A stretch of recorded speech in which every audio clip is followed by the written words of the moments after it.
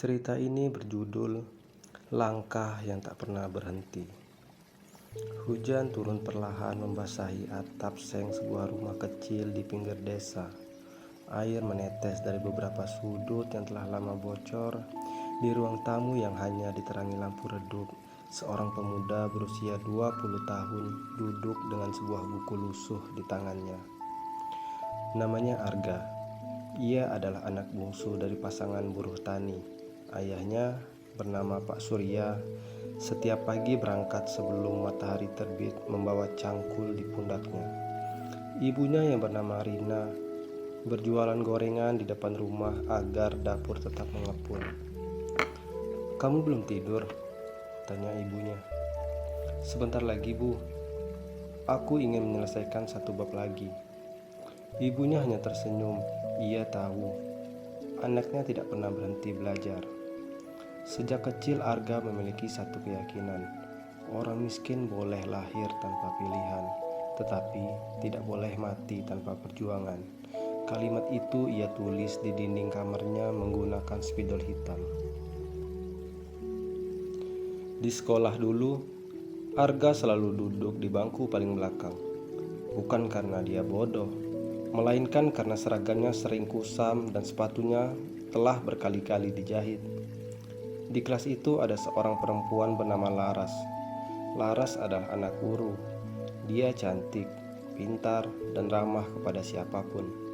Saat teman-temannya menertawakan sepatu Arga yang robek, Laras justru duduk di sampingnya. "Sepatu boleh rusak," katanya sambil tersenyum, "tapi mimpi jangan." Kalimat sederhana itu terus melekat di kepala Arga, bahkan bertahun-tahun setelah mereka lulus. Tanpa pernah diketahui siapapun, Arga jatuh cinta kepada Laras. Namun ia memilih diam. Baginya, cinta tidak cukup dengan perasaan. Ia ingin datang dengan harga diri. Selepas lulus kuliah dengan beasiswa, Arga merantau ke kota. Ia hanya membawa tas ransel, 2 setel pakaian, dan uang yang bahkan tidak cukup untuk bertahan 1 minggu. Hari pertama mencari kerja ditolak. Hari kedua ditolak lagi. Hari ketujuh masih ditolak. "Maaf, pengalaman Anda belum cukup." Kalimat itu cukup menjadi makanan sehari-harinya. Akhirnya Arga bekerja sebagai kurir. Pagi mengantar paket, malam menjadi pelayan warung kopi. Sepulang kerja ia masih belajar komputer, manajemen, dan bisnis melalui video gratis di internet. Tidurnya hanya 4 jam sehari, tetapi ia tidak pernah mengeluh.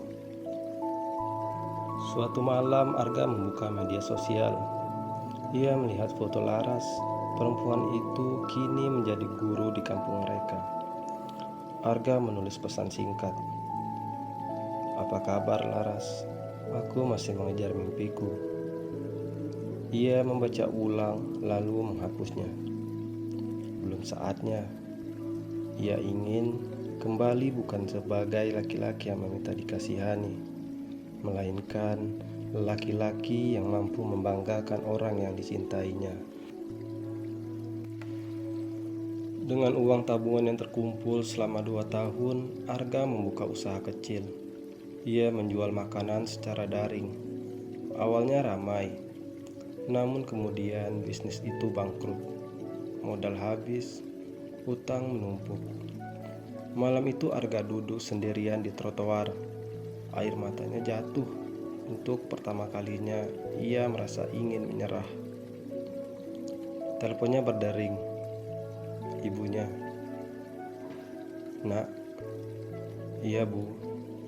"Gagal." Arga terdiam. "Iya." Ibunya tersenyum dari balik telepon. Kalau orang belajar berjalan, dia pasti jatuh berkali-kali. Tidak ada ibu yang marah karena anaknya jatuh. Yang ibu takutkan hanya satu. "Apa itu, Bu?" "Kamu berhenti bangun." Arga menangis. Malam itu juga ia memutuskan memulai semuanya dari awal. Suatu hari Arga diterima bekerja di sebuah perusahaan logistik. Ia belajar tentang operasional, kepemimpinan, pelayanan pelanggan, hingga cara mengelola tim. Semua ia catat, semua ia pelajari. Banyak rekan menganggapnya terlalu serius, namun Arga tahu, ilmu adalah investasi yang tidak bisa dicuri siapapun. Beberapa tahun kemudian, ia dipercaya memimpin sebuah cabang. Untuk pertama kalinya, ia membawa pulang gaji yang mampu membelikan ayahnya motor baru. Pak Surya menatap motor itu dengan mata berkaca-kaca. Ayah tidak pernah membayangkan bisa punya ini. Arga hanya tersenyum.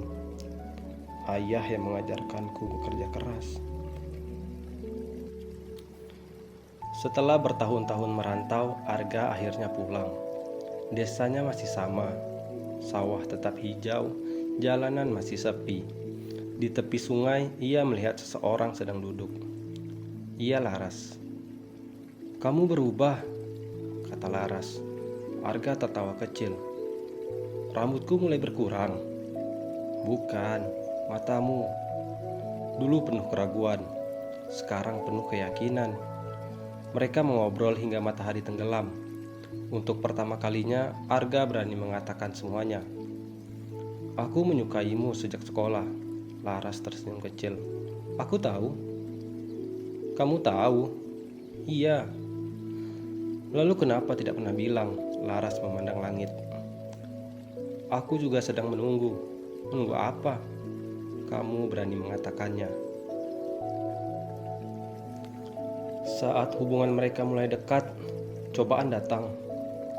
Ayah Arga jatuh sakit. Biaya pengobatan sangat besar. Tabungan yang bertahun-tahun dikumpulkan habis dalam hitungan bulan. Bahkan Arga hampir menjual rumah. Laras datang membawa makanan. "Kamu tidak sendiri. Aku tidak ingin merepotkanmu. Cinta bukan soal siapa yang paling kaya. Cinta adalah siapa yang tetap tinggal ketika hidup sedang tidak baik-baik saja." Kalimat itu membuat Arga semakin yakin. 5 tahun kemudian, perusahaan tempat Arga bekerja berkembang pesat. Ia dipercaya memimpin wilayah yang lebih besar. Banyak orang mengenalnya sebagai sosok pemimpin yang sederhana. Ia masih makan di warung kaki lima, masih menyapa petugas kebersihan lebih dulu, masih pulang ke desa setiap bulan. Suatu sore ia mengumpulkan seluruh warga. Di atas tanah kosong milik keluarganya, ia membangun pusat pelatihan kerja gratis bagi anak-anak desa. "Aku pernah bermimpi sendirian. Sekarang aku ingin orang lain ikut bermimpi." Tepuk tangan menggema, ibunya menangis haru, ayahnya tersenyum bangga. Di bawah pohon besar tempat mereka sering belajar saat sekolah, Arga mengajak Laras bertemu. Tidak ada dekorasi mewah, tidak ada lampu gemerlap, hanya senja, angin sore, dan suara burung pulang ke sarang. Arga berlutut mengeluarkan sebuah cincin sederhana. "Aku tidak bisa menjanjikan hidup tanpa masalah, tapi aku berjanji tidak akan pernah berhenti berjuang." "Laras, maukah kamu menjadi teman hidupku?" Laras menangis. Tanpa berpikir lama, ia mengangguk. "Aku mau." Hari itu, langit seolah ikut tersenyum. Banyak orang mengira kesuksesan Arga adalah jabatan, rumah, kendaraan, atau usahanya yang berkembang. Namun setiap kali ditanya apa pencapaian terbesarnya, ia selalu menjawab hal yang sama. "Aku berhasil membuat kedua orang tuaku berhenti bekerja keras di usia senja. Aku berhasil pulang tanpa rasa malu, dan aku berhasil menggenggam tangan perempuan yang percaya kepadaku sejak aku belum memiliki apa-apa." Arga akhirnya memahami bahwa kesuksesan sejati bukanlah tentang seberapa tinggi seseorang berdiri, melainkan tentang berapa banyak orang yang dapat ia bahagiakan dalam perjalanan menuju puncak. Di setiap langkah hidupnya, ia selalu mengingat satu kalimat yang dulu ia tulis di dinding kamar kecilnya. "Mimpi tidak pernah memilih siapa yang pantas. Mimpilah yang menunggu siapa yang cukup berani untuk memperjuangkannya."